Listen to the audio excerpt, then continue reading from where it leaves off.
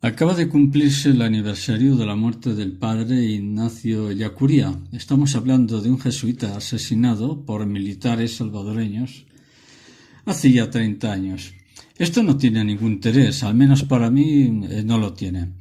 La noticia radica en que es el marxismo quien reclama a este sacerdote como suyo.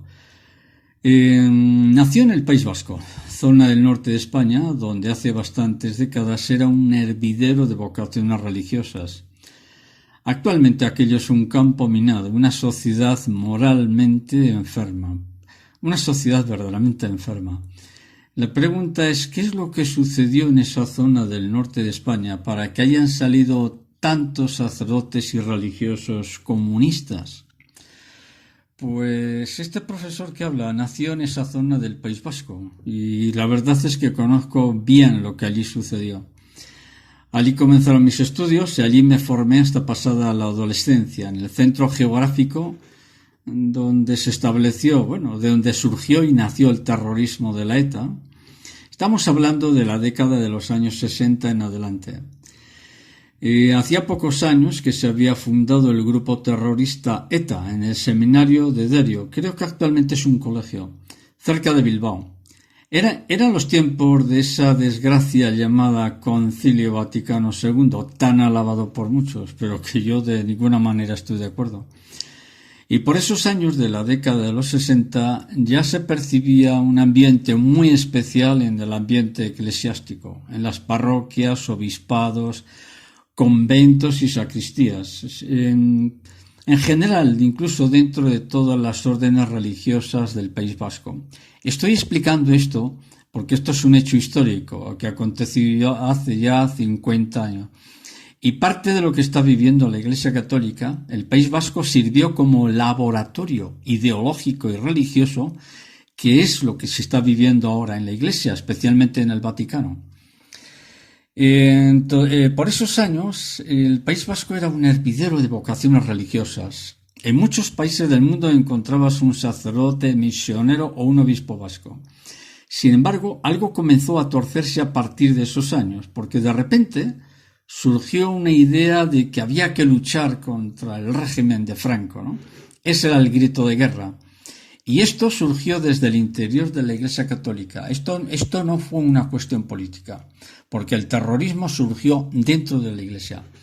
Esta idea, la de luchar contra un régimen supuestamente dictatorial, como era, según ellos, el régimen de Franco, se convirtió en un centro de experimento que estaba asociado a las órdenes religiosas vascas, como a franciscanos, dominicos, jesuitas, etc., ya que en esa época fueron infiltrados en muy pocos años por el comunismo. De manera que se crearon células terroristas, pero camuflados como católicas, para luchar contra un supuesto régimen fascista que tenía España en esos momentos. De manera que todos estos terroristas se escondían en las sacristías, en las parroquias, en los conventos y obispados del País Vasco, debido a que gran parte de estos terroristas eran ni más ni menos que sacerdotes y personas consagradas. Como no podía ser de otra forma, fueron los jesuitas los pioneros de este proceso de demolición de la vida religiosa. No debemos olvidar que los jesuitas, la orden religiosa más poderosa de toda la historia de la Iglesia, tuvo como fundador a San Ignacio de Loyola, nacido en esta zona del norte de España. ¿Qué sucedió entonces? Que siendo aquello un lugar donde había muchas vocaciones religiosas, se convirtió en poco más de 25 años en un erial donde ni siquiera en estos momentos no hay ninguna vocación. Y si la hay, por ahí un poco despistada. Describir este fenómeno es un tema muy complejo, pero resumiendo un poco todo esto, se puede afirmar que la expansión del comunismo, introduciéndose dentro de la vida religiosa, especialmente en el País Vasco, contó con la ayuda de los obispos vascos. Y no solo de parte de los obispos vascos, sino que también entre el resto de los obispos españoles, quienes de una u otra forma, con su silencio, consiguieron lo que actualmente es España. ¿Qué es España en estos momentos? Un país que ha perdido la fe. Hace poco me preguntó un periodista que si la razón de la acelerada descristianización de España se debía a la influencia del socialismo. Se quedó muy extrañado cuando le dije que la pérdida de la fe en España no tenía mucha relación con el socialismo, sino que todo estaba estrechamente relacionado con el episcopado español. En ellos recae la verdadera culpa de la pérdida de la fe en España. Cuando le di nombres y apellidos de un cardenal español actual, que es masón, se quedó de piedra. Le aporté datos de cómo los obispos españoles no pocos están muy próximos a la masonería y al marxismo. He dicho públicamente que dentro de la Iglesia Católica hay más comunistas que en el resto de los partidos políticos juntos. ¿Alguien puede decir que exagero? No, no exagero nada. Pero regresemos al tema que nos afecta. Este conflicto que surgió con mucha violencia en el País Vasco, en el fondo se trataba de una guerra ideológica entre el marxismo y el cristianismo. Pero, este campo de batalla ideológico se desarrolló dentro de las parroquias, de las sacristías, conventos, los colegios, las órdenes religiosas, instituciones benéficas, las icastolas, que es así como se llama la su escuela, y sobre todo en los obispados vascos. En muy pocos años y de una forma muy eficaz, se fue imponiendo entre los religiosos la tesis marxista de la lucha de clases, donde la idea de que los vascos eran una raza superior se fue imponiendo por la fuerza de los hechos. Por cierto, exactamente lo mismo que está sucediendo en Cataluña en estos momentos. Los catalanes se consideran una raza muy superior. En fin, me callo porque si empiezo a decir, voy a empezar a decir cosas que no van a gustar a nadie.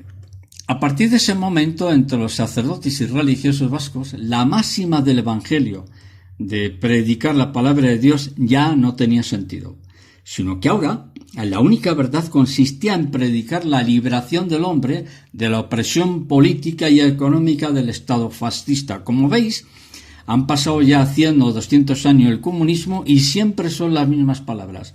Fascistas, que si la lucha de clases, siempre es el mismo discurso.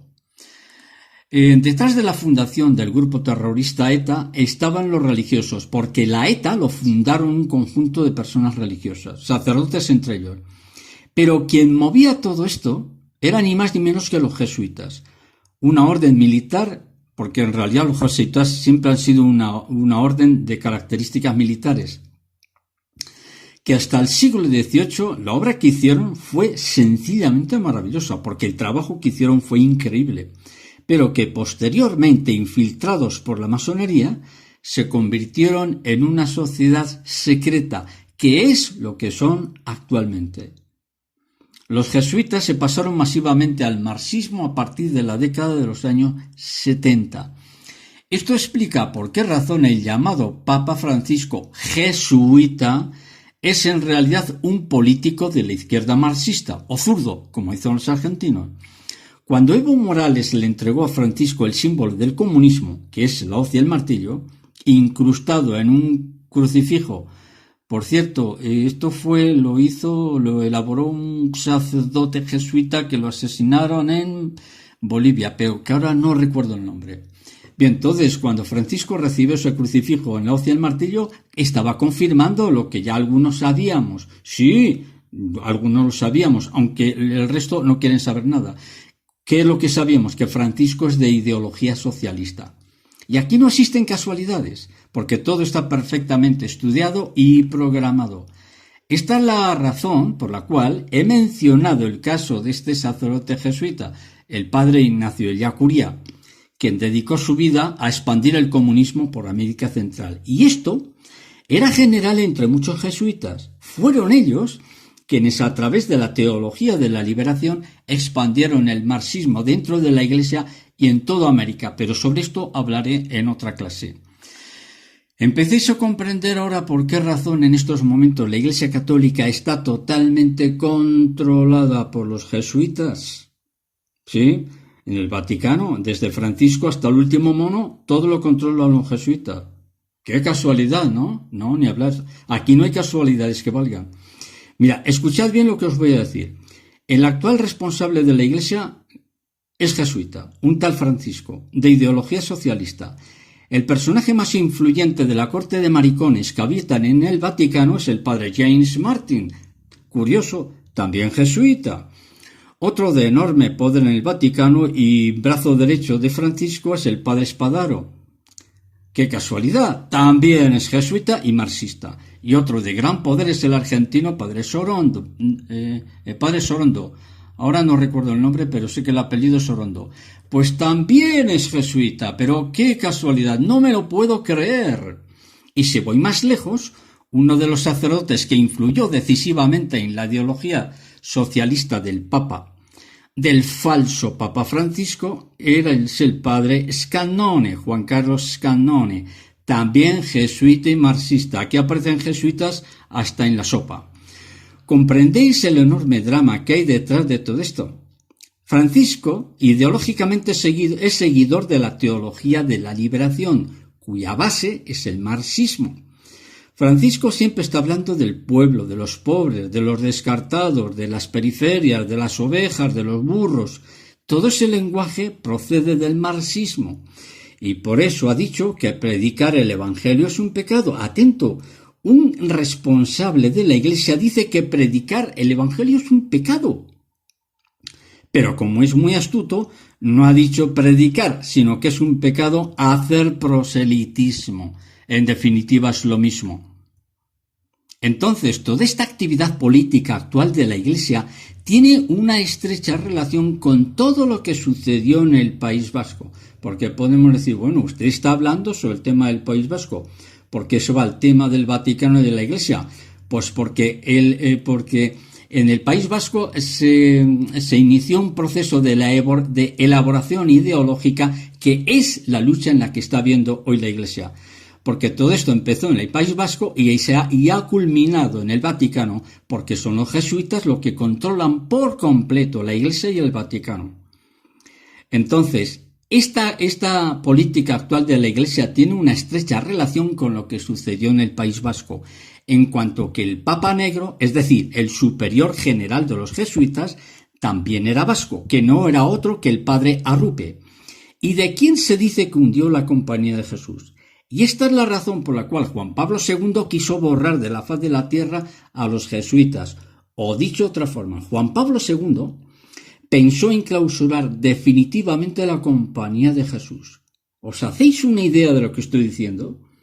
Los que me acusáis de que yo ataco al supuesto Papa Francisco, permitidme deciros, desde la información que tengo y desde toda la documentación que manejo, permitidme deciros que no tenéis ni idea de lo que decís. Vivís en las nubes, no estáis informados de nada, no os enteréis de nada, y cuando algún día despertéis y sepáis quién es realmente Francisco, ya será muy tarde para los que adoráis a un falso papa, que se han sentado ilegítimamente en la cátedra de Pedro, tal y como profetizó San Francisco de Asís. Todas estas convulsiones que estamos viviendo tuvieron como laboratorio, como lo he dicho, tuvieron como laboratorio de cultivo los conflictos religiosos del País Vasco a través de la vida religiosa, a través de la Iglesia vasca, totalmente infiltrada por el marxismo, los cuales, estos infiltrados marxistas eran legalmente todos religiosos y sacerdotes, legalmente ordenados por la Iglesia Católica. Ahora bien, todo este activismo político se disimulaba detrás de un barniz religioso, pero en realidad solo se escondía un reino del terror, que es lo que está sucediendo actualmente en el Vaticano. Y fue a partir de aquí cuando se dieron los primeros pasos a la formación del Partido Nacionalista Vasco, el cual estaba formado en un principio por un elevado número de ex sacerdotes y ex religiosos, quienes, amparándose detrás de un partido político, justificaron al reino del terror que impuso el grupo terrorista ETA en todo el País Vasco. En la década de los años 60, gran parte del grupo terrorista estaba formada por religiosos. Había sacerdotes entre ellos que eran los ojos, oídos y los confidentes, y los encubridores de todo tipo de crimen organizado. Fijaros lo que os digo, los obispados, conventos, sacristías, claustros, las parroquias y en definitiva toda entidad religiosa se convirtieron en encubridores de los delitos de sangre. Delitos de sangre cuyos datos no voy a detallar, pero eran asesinatos a sangre fría, sin piedad.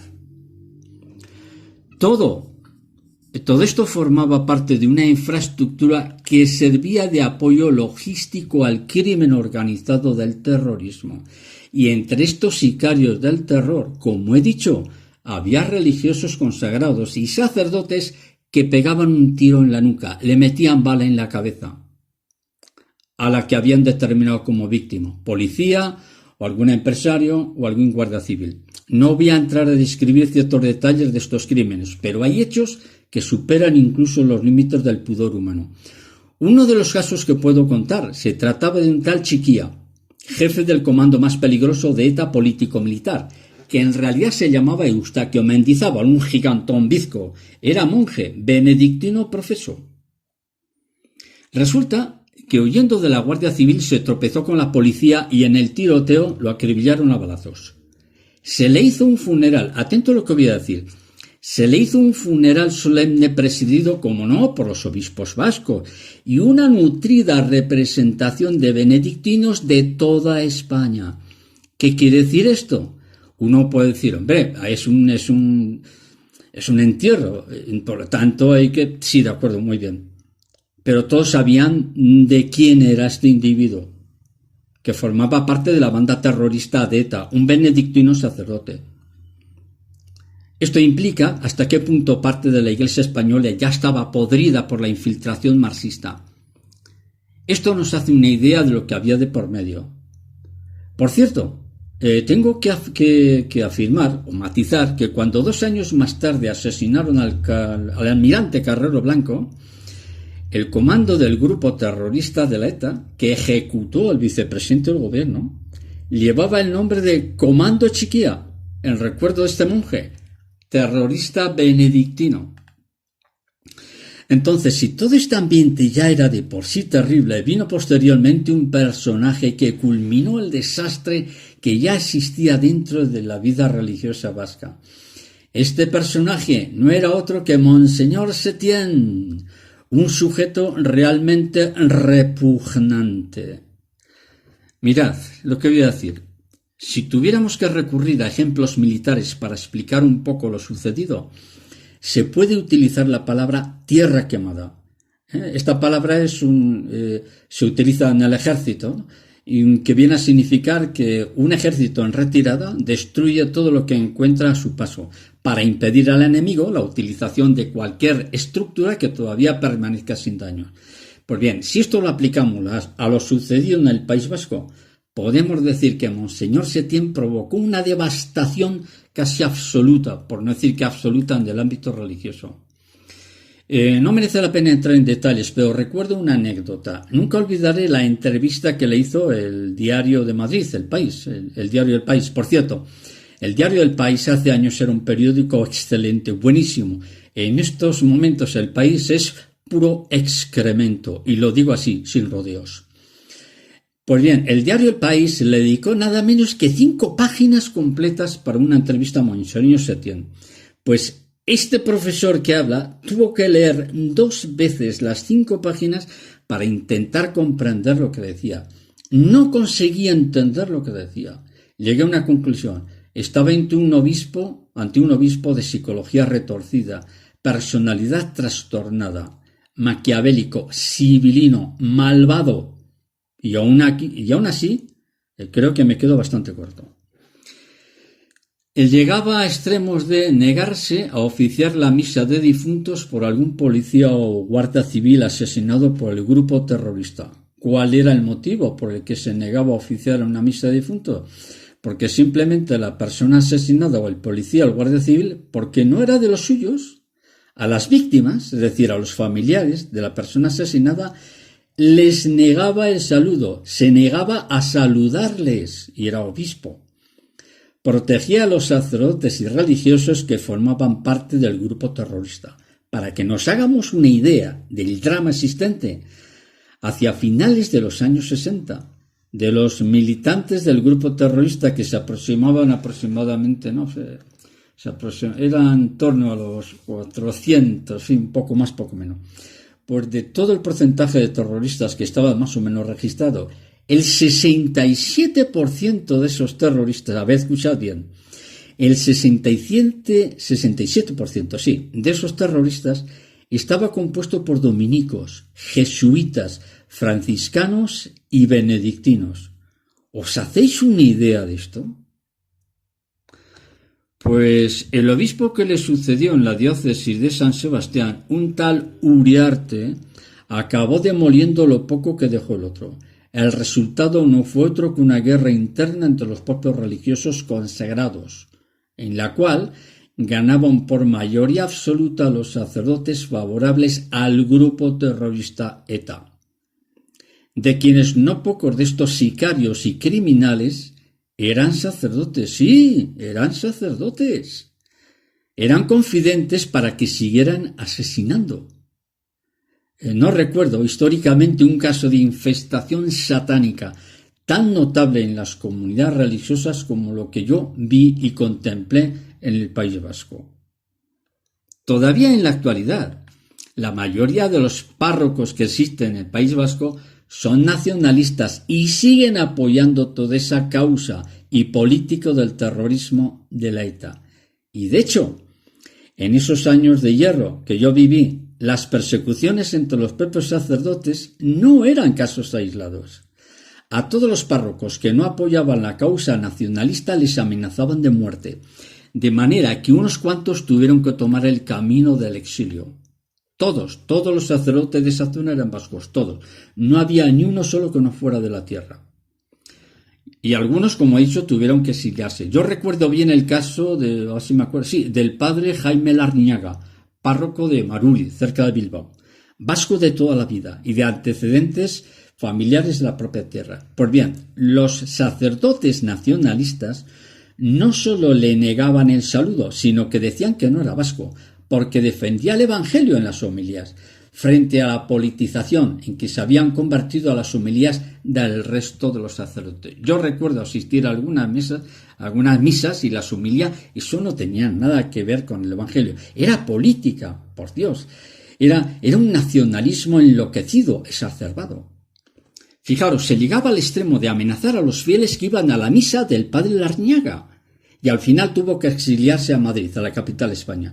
Cuando le informaron, es decir, se tuvo que marchar cuando le informaron que el grupo terrorista ETA ya estaban preparados para matarlo. ¿Y por qué se dio esto?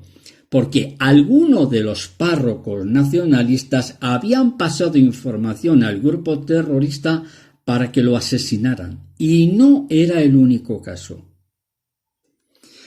Pero en fin, ha ido pasando el tiempo y no pocos de estos animales consagrados abandonaron el sacerdocio, muchos, y otros pasaron a formar parte del Partido Nacionalista Vasco, en las siglas PNV. Y es aquí donde sí conviene matizar algo de este extraño partido político.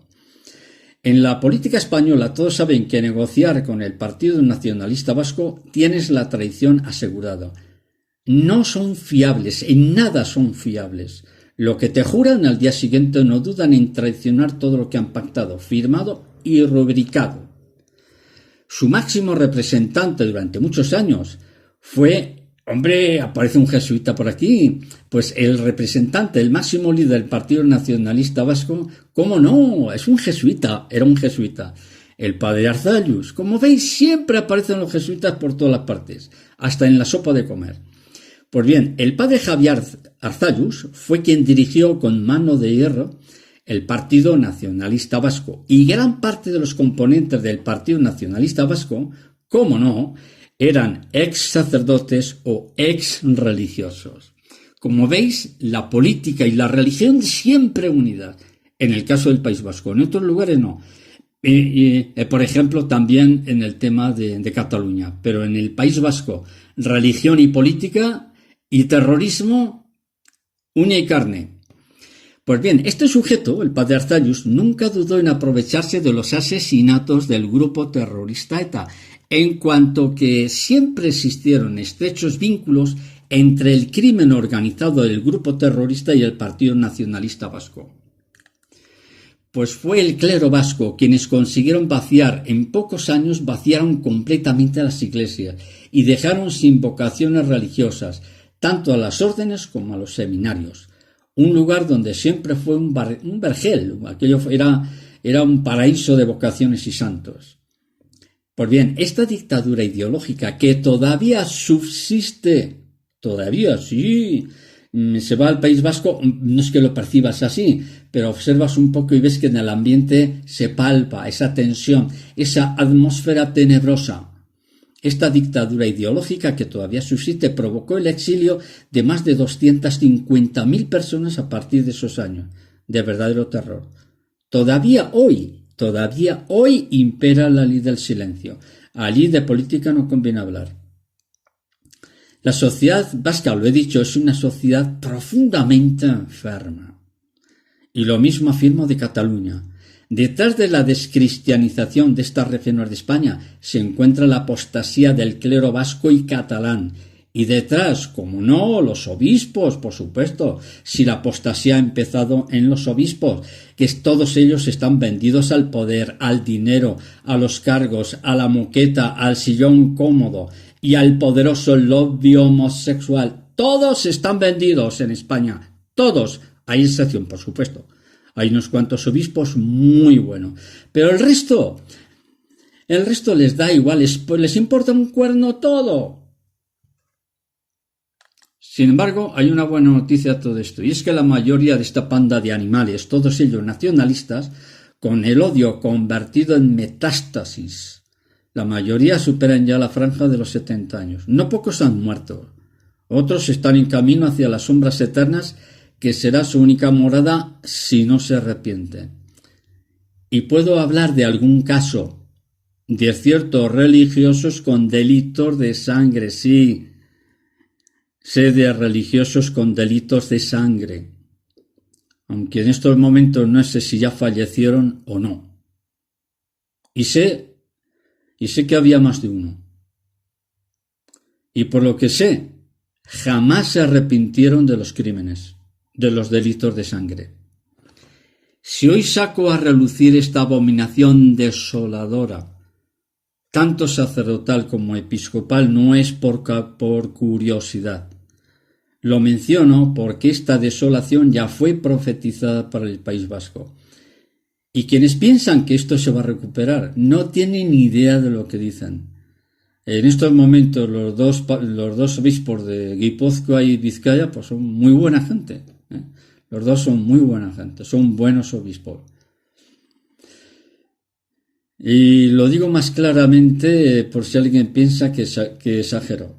En el País Vasco no se va a recuperar nunca. Perdonadme si soy radical. Perded toda esperanza. Y digo que si ya no hay esperanza, ¿por qué? Porque el cáncer de la sociedad vasca se ha convertido en metástasis. A pesar del esfuerzo de los obispos de allí, que hacen lo que pueden. Por esta misma razón he recordado a este desgraciado caso del padre Ignacio Ellacuría, un sacerdote como muchos otros, formado intelectualmente en el comunismo de los seminarios vascos, que traicionaron su vocación y su vida de sacerdotes, expandiendo el comunismo en lugar de la luz del Evangelio. No ha sido el único caso. Conozco numerosos casos de sacerdotes religiosos vascos que se despistaron totalmente y acabaron mal, pero acabaron muy mal, muy mal. Yo puedo hablar de sacerdotes, el caso Garmendia, que encontraron muerto allí en la guerrilla de El Salvador, que participó en la muerte del almirante Carrero Blanco, con el que se confesaba con él, y con el que se confesaba fue el que lo traicionó. Pero este tema lo voy a dejar aquí, porque es larguísimo, podría estar aquí horas hablando de lo que sucedió, las implicaciones que ha tenido el tema de los jesuitas con lo que está sucediendo actualmente, porque hay una relación estrecha de lo que pasó en los jesuitas del País Vasco con lo que está sucediendo en el Vaticano. Y ya he dicho que el Vaticano, la Iglesia Católica, está totalmente controlada por los jesuitas. He dicho totalmente. Y he dado nombres, desde Francisco, que es jesuita, hasta Spadaro, James Martin, etcétera, etcétera, etcétera. Por eso digo que lo voy a dejar aquí, porque si me pongo a hablar no paro en horas.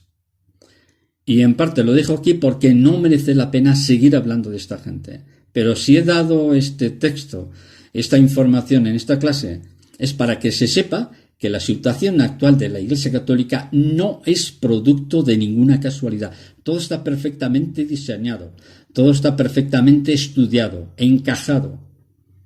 Pero aquí solamente he dado uno de los poquísimos datos que tengo, porque solamente es un poco por encima. Pero si me meto en profundidad, esto es tremendo. Lo dejamos aquí, continuamos en otra clase. Un saludo a todos.